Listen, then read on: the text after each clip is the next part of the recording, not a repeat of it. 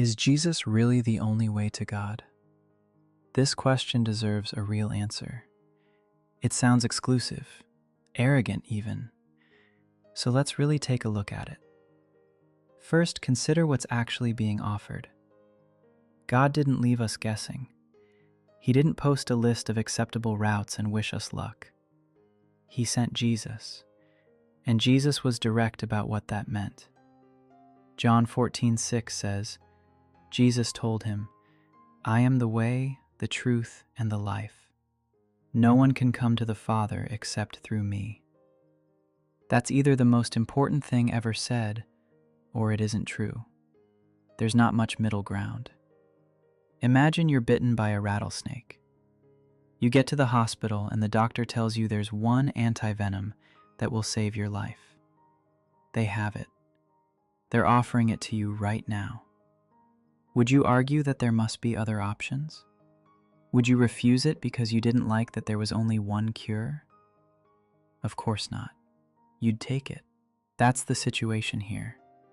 The poison is real. The cure is specific. And it's being offered freely. Life is a series of roads and choices. Some paths look reasonable. Some look like shortcuts.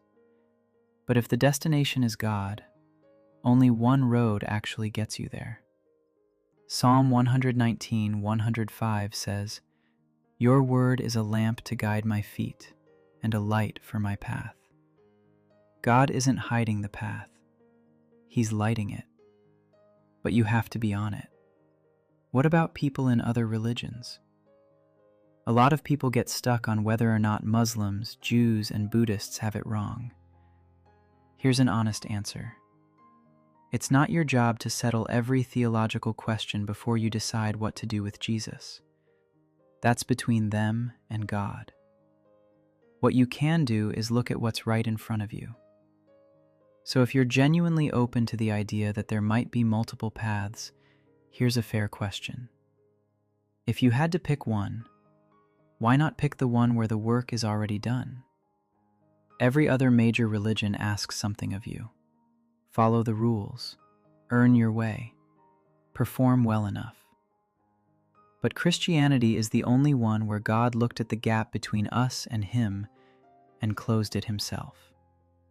Jesus already did what needed to be done. You don't earn it, you receive it.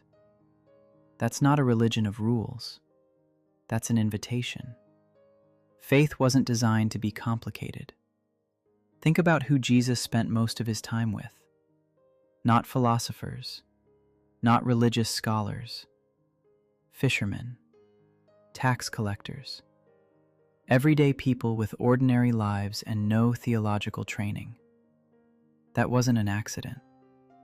If the only path to God required a high IQ or years of study, most of humanity would never have a chance. But God's design has always been to reach everyone, across every culture, every century, every level of education.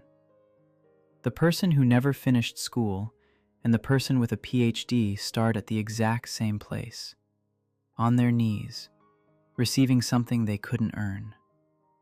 The way in isn't complex. It's personal.